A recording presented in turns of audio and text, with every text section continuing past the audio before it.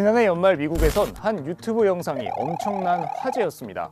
23살 유튜버 닉 셜리가 정치 거물이 연루된 스캔들의 실태를 파헤친 건데요. 셜리는 소말리아계 미국인들을 중심으로 세워진 미네소타주의 가짜 사회복지업체들이 복지지원금을 횡령했단 이른바 미네소타 복지 스캔들의 실체를 밝히겠다며 복지시설들을 직접 찾아 영상을 찍었습니다.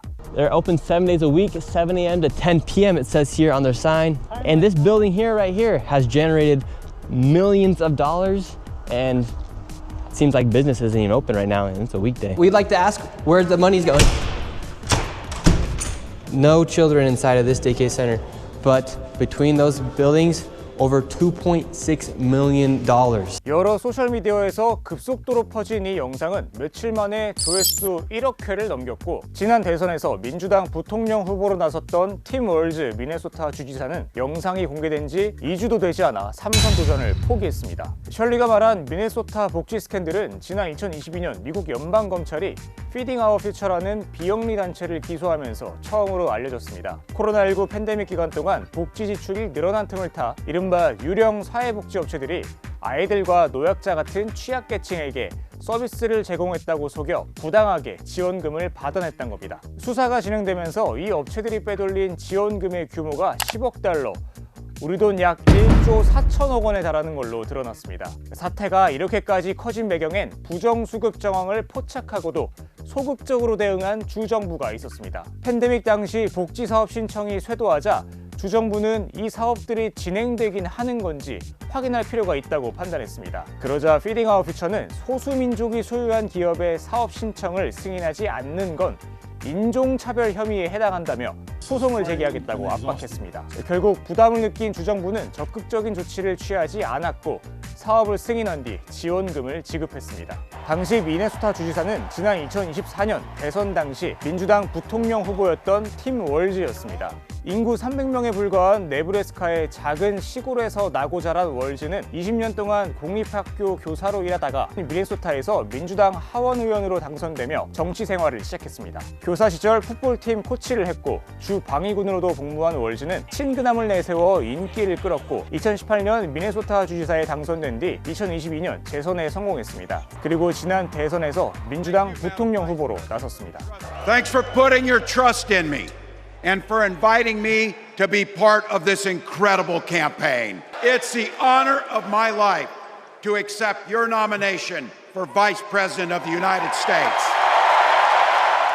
미국 정치계에서 월즈는 민주당의 강력한 차기 대선 후보 중 한 명이란 평가를 받고 있습니다. 주지사로 있는 동안 복지 스캔들이 터지며 책임론이 제기됐지만 월즈는 버텼고 지난해 9월 3선 도전을 선언한 뒤 대권까지 꿈꾸는 듯 했습니다. 하지만 불과 4개월 만에 닉 셜리라는 젊은 유튜버의 영상 한 편에 정치 인생이 끝날 위기에 처했습니다. 셜리가 새로운 사실을 폭로한 건 아니었습니다. 대신 정치적으로 민감한 사건과 관련된 현장을 직접 찾아가 한쪽의 주장에 힘을 실을 수 있는 모습을 생생하게 전했습니다. 이번 영상에선 복지시설 직원으로 추정되는 소말리아계 미국인들이 영어가 아닌 다른 언어로 말하는 모습을 해석 없이 보여줬습니다. What was this money spent on?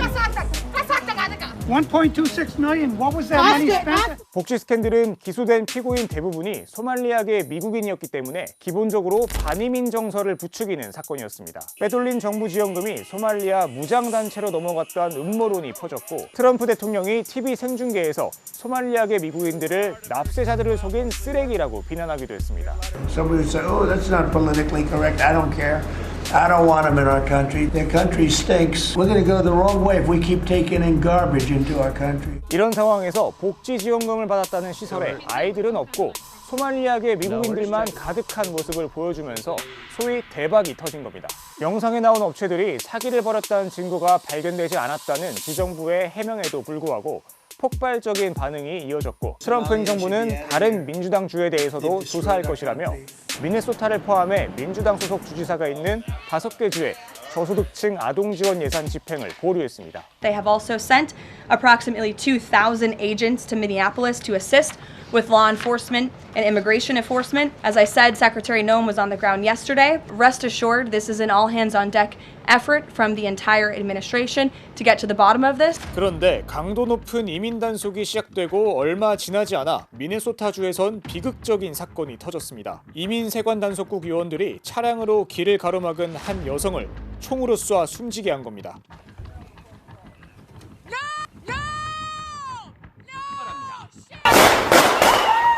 숨진 여성은 미국 시민권을 가진 30대 백인 여성이었습니다. 트럼프 대통령과 연방 당국은 숨진 여성이 단속 작전 중인 요원들을 차량으로 위협해 생긴 일이라며 정당방위였다고 주장했습니다. 미네소타주 미니애폴리스 경찰서장은 피해자가 수사 대상이었다는 정황은 없었다고 설명했고, 미니애폴리스 시장은 정당방위 주장이 완전히 거짓말이라며 거친 표현을 쏟아냈습니다. They are already trying to spin this as an action of self-defense. Having seen the video of myself, I want to tell everybody directly, that is advice. Get the out of Minneapolis. 시민들은 거리로 나와 이민 단속 요원들에게 눈덩이를 던지며 항의했고 밤 늦게까지 추모 집회가 이어졌습니다. 미니애폴리스는 1기 트럼프 때인 지난 2020년 흑인 조지 플로이드 사망 사건이 발생했던 곳이라 미국 전역에 파장이 일 거란 전망이 나옵니다.